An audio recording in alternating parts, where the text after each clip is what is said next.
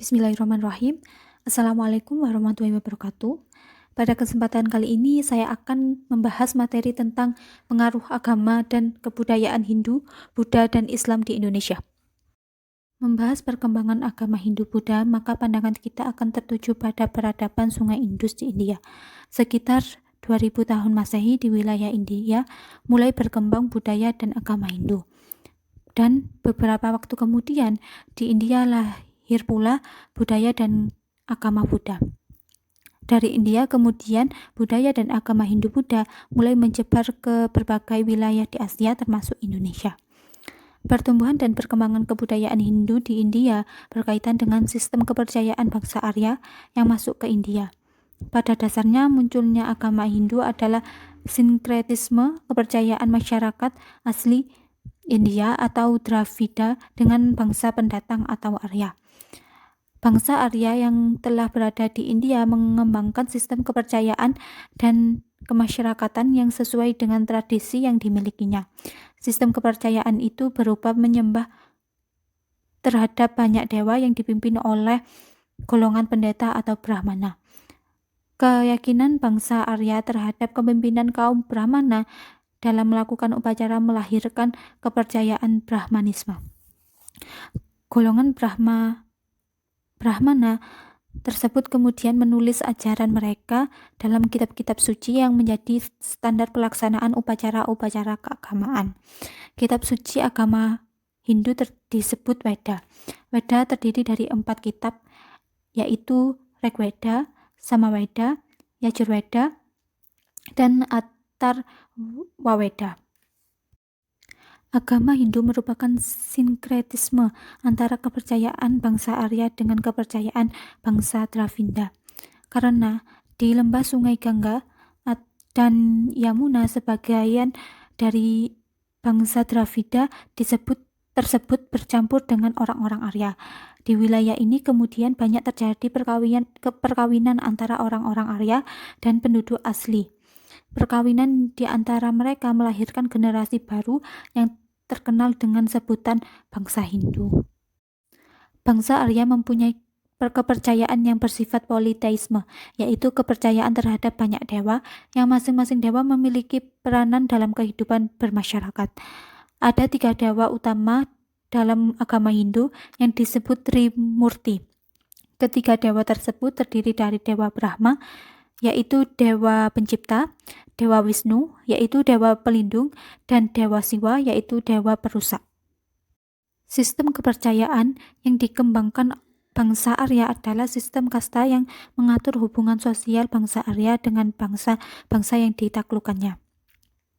Sistem kepercayaan dan kasta menjadi dasar terbentuknya kepercayaan terhadap agama Hindu. Berturut-turut dari kasta yang paling tinggi sampai kasta yang paling rendah adalah sebagai berikut, yaitu kasta Brahmana, yang kedua kasta Ksatria, yang ketiga kasta Waisya, yang keempat kasta Sudra. Di samping keempat kasta di atas terdapat kelompok yang paling rendah, yakni kelompok Patria yang terdiri dari orang-orang rendah. Agama Buddha lahir sekitar 5 abad sebelum Masehi di India. Agama ini lahir sebagai reaksi terhadap agama Hindu, terutama karena keberadaan kasta. Pembawa agama Buddha adalah Siddhartha Gautama, seorang putra dari Raja Sudodana dari kerajaan Kosala di Kapilawastu. Agama ini begitu cepat mendapatkan sambutan dari bangsa India karena ajaran ini tidak membeda-bedakan golongan dalam masyarakat. Buddha mengajarkan 8 jalan utama kepada semua golongan melalui pengendalian diri agar setiap orang mampu mempunyai nirwana. Sepeninggal Siddhartha Gautama, ajaran Buddha menjadi pecah 2 golongan, yaitu Theravada atau Hinayana dan Mahayana. Pengikut aliran Hinayana banyak tersebar di Sri Lanka atau Asia Tenggara. Mereka berpegang teguh pada keaslian ajaran Buddha. Para biksu pengikut aliran ini menuliskan kembali ajaran asli Buddha dan meyakini bahwa jalan individual dengan aturan-aturan yang sangat ketat merupakan jalan terbaik agar terbebas dari karma dan mencapai nirwana. Jadi, hanya orang-orang tertentu yang bisa mencapai Buddha. Selanjutnya, proses masuknya agama Hindu di Indonesia. Proses masuknya agama Hindu ke wilayah Indonesia menurut para ahli melalui 4 teori, yaitu sebagai berikut. Yang pertama, teori Waisa. Teori ini menyatakan bahwa penyebaran agama Hindu ke wilayah Indonesia dibawa oleh orang-orang India yang berkasta Waisya, karena mereka terdiri atas pedagang yang datang kemudian menetap di Indonesia. Yang kedua, teori Brahmana. Teori kedua ini menyatakan bahwa penyebaran agama Hindu ke Indonesia dilakukan oleh kaum Brahmana. Kedatangan mereka ini ke Indonesia untuk memenuhi undangan kepala suku yang tertarik dengan ajaran agama Hindu. Yang ketiga, teori kesatria. Teori ini menyatakan bahwa penyebaran agama Hindu ke Indonesia dibawa oleh orang-orang India berkasta kesatria. Hal ini disebabkan karena terjadinya kekacauan politik di India, sehingga para kesatria yang kalah melarikan diri ke Indonesia. Yang terakhir, teori arus balik.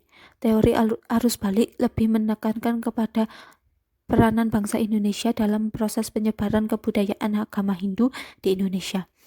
Artinya, para pedagang di Indonesia yang berlayar ke India mengambil ajaran Hindu untuk kemudian diajarkan di tanah air. Selanjutnya, pengaruh agama Hindu-Buddha di Indonesia. Tersebarnya agama dan kebudayaan Hindu-Buddha di Indonesia berpengaruh luas dalam kehidupan masyarakat Indonesia. Di antaranya dalam bidang berikut ini. Yang pertama, kepercayaan. Bangsa Indonesia mulai menganut agama Hindu-Buddha walaupun tidak meninggalkan kepercayaan aslinya seperti memuja terhadap roh nenek moyang. Yang kedua, pemerintahan.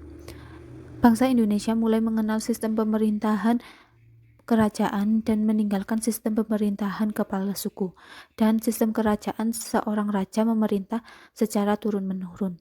Yang ketiga, sosial. Dalam bidang sosial terjadi perubahan dalam tata kehidupan sosial bermasyarakat.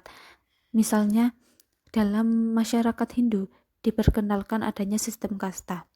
Yang keempat, ekonomi. Dalam bidang ekonomi tidak begitu besar pengaruh dan berubahnya karena masyarakat Indonesia telah mengenal aktivitas perekonomian melalui pelayaran dan perdagangan jauh sebelum masuknya pengaruh Hindu-Buddha. Yang kelima, kebudayaan. Pengaruh kebudayaan Hindu-Buddha terlihat dari hasil-hasil kebudayaan seperti bangunan candi, seni, sastra, dan lain sebagainya. Kerajaan Hindu-Buddha di Indonesia. Pengaruh Hindu-Buddha masuk ke Nusantara bersamaan dengan hubungan dagang antara India dan Indonesia pada awal abad 1. Hubungan tersebut kemudian berkembang menjadi sarana penyebaran agama Hindu-Buddha dalam kerajaan-kerajaan di Nusantara. Berikut ini merupakan kerajaan-kerajaan Hindu-Buddha di Indonesia. Yang pertama ada Kerajaan Kutai dari Kalimantan Timur, yang kedua Kerajaan Traumanegara dari Jawa Barat, yang ketiga Kerajaan Kalingga dari Jawa Tengah, yang keempat Kerajaan Mataram Lama dari Jawa Tengah dan Jawa Timur, kelima Kerajaan Sriwijaya dari Sumatera, yang keenam Kerajaan Kota Kapu dari Pulau Bangka, yang ketujuh Kerajaan Medang Kemulan dari Jawa Timur, yang kedelapan Kerajaan Kediri dari Jawa Timur, yang kesembilan Kerajaan Singosari dari Jawa Timur, yang kesepuluh Kerajaan Majapahit dari Jawa Timur, 11 Kerajaan Tulang Bawang dari Sumatera, dan yang terakhir Kerajaan Buleleng dan Kerajaan Dinasti Warmadewa dari Bali. Selanjutnya, akulturasi kebudayaan Indonesia dan Hindu-Buddha. Yang pertama ada seni bangunan. Bentuk-bentuk bangunan candi di Indonesia pada umumnya merupakan bentuk akulturasi antara unsur-unsur budaya Hindu-Buddha dengan unsur budaya asli Indonesia. Pada hakikatnya bentuk candi-candi di Indonesia adalah pundan berundak, di mana pundan berundak sendiri merupakan unsur dari keaslian Indonesia. Yang kedua, seni rupa dan seni ukir. Perkembangan relief dan seni ukir di Indonesia antara lain karena terjadinya akulturasi. Misalnya, relief yang dipahat pada dinding-dinding pagar langkan di Candi Borobudur yang merupakan pahatan riwayat Sang Buddha. Di sekitar Sang Buddha terdapat lingkungan alam Indonesia. seperti rumah panggung dan burung merpati. Hal ini adalah ciri khas dari Indonesia. Yang ketiga, seni sastra dan aksara. Masuknya agama Hindu-Buddha sekaligus menandai masuknya bangsa Indonesia pada masa aksara. Hal ini sangat wajar karena India terlebih dahulu mengenal tulisan dibandingkan masyarakat Indonesia. Berkembangnya huruf Pallawa dari India ke Indonesia mendorong berkembangnya karya-karya sastra. Hal tersebut dapat dilihat dari prasasti-prasasti kerajaan di Indonesia yang mempunyai campuran unsur India dengan unsur kebudayaan Indonesia.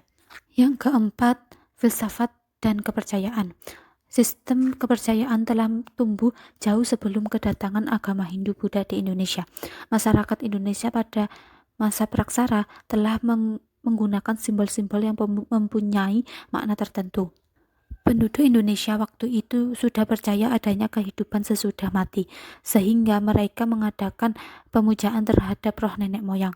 Pemujaan terhadap roh nenek moyang inilah yang kemudian disebut dengan animisme. Yang kelima, sistem pemerintahan. Di Indonesia sudah mengenal sistem pemerintahan secara sederhana, yaitu semacam pemerintahan kepala suku. Rakyat mengangkat seorang pemimpin atau kepala suku dari orang yang dianggap paling kuat, berwibawa, serta memiliki kekuatan gaib. Jadi, kedatangan agama Hindu-Buddha di Indonesia dapat dikatakan hanya meneruskan sistem yang terbentuk dalam masyarakat Indonesia. Kepercayaan bahwa pemimpin harus mempunyai berbagai kelebihan kemudian digabung dengan kepercayaan Hindu-Buddha tentang kedudukan seorang raja. Setelah pengaruh India masuk, maka pemimpin suku diubah menjadi raja dan wilayahnya disebut kerajaan. Perkembangan Islam di Indonesia melalui 5 media. Yang pertama, penyebaran agama Islam melalui perdagangan. Penyebaran Islam di Indonesia terjadi secara bertahap. Daerah yang pertama mendapatkan pengaruh Islam adalah daerah Indonesia bagian barat, karena daerah ini merupakan jalur perdagangan internasional, sehingga pengaruh Islam dapat tumbuh dengan cepat. Para pedagang yang berasal dari Arab, Persia, Cina, dan India bertempat tinggal sementara di daerah-daerah sekitar pelabuhan, karena mereka harus menunggu perubahan angin pada bulan-bulan tertentu yang memungkinkan akan kembali ke negeri asalnya. Ketika bermukim, sementara inilah kemudian mereka menyebarkan agama Islam. Yang kedua, penyebaran agama Islam melalui dakwah. Cara lain penyebaran agama Islam di Nusantara adalah dengan cara dakwah yang dilakukan oleh para ulama. Datuk Ri Bandang banyak melakukan penyebaran agama Islam di Sumatera dan di Sulawesi. Tuanku Tunggang Parang adalah ulama yang menyiarkan agama Islam di Kalimantan. Dengan ceramah dan dakwah, para ulama mendirikan pondok-pondok pesantren pendidikan agama Islam bagi masyarakat. Akhirnya, agama Islam berkembang lebih luas lagi. Yang ketiga, penyebaran agama Islam melalui perkawinan. Interaksi antara pedagang Islam dengan penduduk menyebabkan banyak unsur kehidupan para pedagang yang tertanam pada penduduk. Akrabnya penduduk dengan pedagang menyebabkan terjadinya pernikahan di antara wanita Indonesia, terutama putri-putri raja. Maka terbentuklah keluarga-keluarga Islam yang menurunkan keturunan yang beragama Islam. Yang keempat, penyebaran agama Islam melalui kesenian. Ketika agama Islam masuk ke Indonesia, kebudayaan Hindu masih berakar kuat dalam masyarakat. Para penyebaran agama Islam tidak mengubah kebudayaan atau kesenian itu.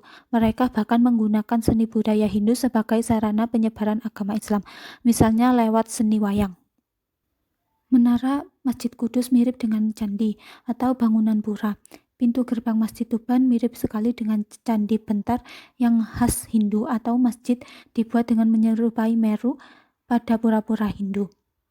Misalnya pada Masjid Demak dan Kadilangu.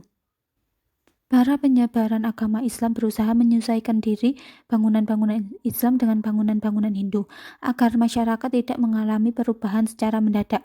Bila seseorang yang beragama Hindu masuk Islam dan bersembahyang di masjid, mereka berasa seolah-olah masuk ke sebuah pura atau candi. Dengan berbagai cara itu dapat disimpulkan bahwa masuknya agama Islam ke Indonesia berlangsung secara damai. Kerajaan-kerajaan Islam di Indonesia. Yang pertama ada Kerajaan Demak dan Panjang yang berasal dari Jawa Tengah. Yang kedua ada Kerajaan Mataram Islam dari Yogyakarta. Yang ketiga ada Kerajaan Cirebon dari Cirebon. Yang keempat ada Kerajaan Banten dari Banten. Yang kelima ada Kerajaan Samudra Pasai dari Aceh. Yang keenam ada Kerajaan Malaka dari Jawa Timur. Yang ketujuh ada Kerajaan Aceh dari Aceh. Yang kedelapan ada Kerajaan Gorontalo dari Sulawesi Selatan. Yang kesembilan ada Kerajaan Ternate dan Tidore dari Kepulauan Maluku. Yang ke-10 Kerajaan Banjar dari Banjarmasin. 3 teori masuknya agama Islam di Indonesia. Yang pertama ada teori Gujarat. Pada teori tersebut, Islam masuk ke Nusantara dipercaya datang dari wilayah Gujarat, India, di mana melalui peran para pedagang Muslim yang datang ke Nusantara lewat jalur. 3 teori datangnya agama Islam di Indonesia. Yang pertama ada teori Gujarat. Pada teori tersebut, Islam masuk di Nusantara dipercaya datang dari wilayah Gujarat, India, di mana melalui peran para pedagang Muslim yang datang ke Nusantara lewat jalur perdagangan Selat Malaka. Yang kedua ada teori Makkah. Dalam teori ini mengemukakan pada abad ke-7 di pantai barat Sumatera sudah ada perkampungan Islam. Hal itu didukung adanya jalur perdagangan yang bersifat internasional. Bahkan berita dari Cina pada zaman dinasti Tang pada 674 Masehi jika orang-orang Arab sudah mendirikan perkampungan di pantai barat Sumatera. Yang ketiga ada teori Persia. Pada teori tersebut, Islam masuk ke Nusantara pada abad ke-13 yang berasal dari Persia. Dalam teori tersebut diungkapkan adanya kesamaan budaya yang dimiliki oleh beberapa kelompok masyarakat Islam Nusantara dengan Persia. Berikut ini nama wali songo dalam penyebaran agama Islam terutama di Pulau Jawa. Yang pertama ada Sunan Maulana Malik Ibrahim atau Syekh Maghribi yang diduga berasal dari Persia dan berkedudukan di Gresik. Yang kedua ada Sunan Ampel atau Raden Rahmat dan kedudukan di Sunan Surabaya. Yang ketiga Sunan Bonang atau Raden Maulana Magdum Ibrahim, putra dari Raden Rahmat atau Sunan Ampel. Ia tinggal di Bonang dekat dengan Tuban. Yang keempat ada Sunan Derajat atau Sunan Syarifuddin, juga putra dari Raden Rahmat dan berkedudukan di Derajat dekat Sedayu, Surabaya. Yang kelima ada Sunan Giri atau Prabu Satmata atau Sultan Abdul Fakih yang semula bernama Raden Paku dan berkedudukan di Bukit Giri dekat dengan Gresik. Yang keenam ada Sunan Kalijaga, putra Tumenggung Wilatikta, Bupati Tuban yang berkedudukan di Kadilangu dekat Demak. Yang ketujuh Sunan Kudus atau Ja'far Shodiq, putra dari Raden Utsman Haji yang bergelar Sunan Ngadung di Jipang Panolan berkedudukan di Kudus. Yang kedelapan ada Sunan Muria atau Raden Umar Said berkedudukan di Gunung Muria, Kudus. Yang kesembilan Sunan Gunung Jati dari Pasai, sebelah utara Aceh yang berkedudukan di Gunung Jati, Cirebon. Perubahan kebudayaan masyarakat Indonesia setelah datangnya agama Islam. Yang pertama sistem pemerintahan. Kemunculan Samudra Pasai sebagai kerajaan Islam di Indonesia menunjukkan bukti konkret pengaruh Islam pada sistem kemasyarakatan. Dalam konteks sistem politik dan pemerintahan, ditunjukkan dengan penggunaan gelar sultan untuk raja. Yang kedua ada perilaku keagamaan. Di masyarakat Sumatera Barat mengakui perlunya norma-norma adat yang tidak boleh bertentangan dengan nilai-nilai yang ditetapkan dalam Islam. Adanya pepatah adat bersendi sara dan sara bersendikan kitabullah memperkaya norma-norma adat di Sumatera Barat Islam. Di Jawa memadukan antara upacara adat dengan dakwah Islam ditunjukkan dengan adanya grebek maulud. Yang ketiga ada seni bangunan dan sastra. Bukti adanya pengaruh Islam pada seni bangunan ada pada masjid dan makam. Masjid adalah bangunan tempat ibadah sholat umat Islam. Dalam bangunan masjid, pengaruh Islam terlihat dari seni ukir di dalam relief di Masjid Mantingan, Jepara, Jawa Tengah. Selain di masjid juga ada seni ukir kayu di Cirebon, Jawa Barat. Bukti pengaruh Islam pada seni sastra sangat banyak. Di Sumatera muncul karya sastra yang berbentuk hikayat, syair, tambo, dan silsilah. Di Jawa muncul karya sastra seperti suluk, babat, tembang, dan kitab. Pentingnya mempelajari sejarah pengaruh agama dan kebudayaan Hindu, Buddha, dan Islam di Indonesia, yaitu kita bisa tahu proses masuknya agama Hindu, Buddha, dan Islam ke Indonesia, bagaimana perkembangannya, bagaimana mengajarkannya, lalu ke wilayah mana saja ajaran agama tersebut diajarkan, dan kita juga bisa tahu mengapa agama Hindu, Buddha, dan Islam masih ada sampai sekarang. Sekian dari saya, Silviana Rafida, NIM 19140082, kelas PGMIB 2019, Universitas Maulana Malik Ibrahim, Malang. Terima kasih atas perhatiannya. Wassalamualaikum warahmatullahi wabarakatuh.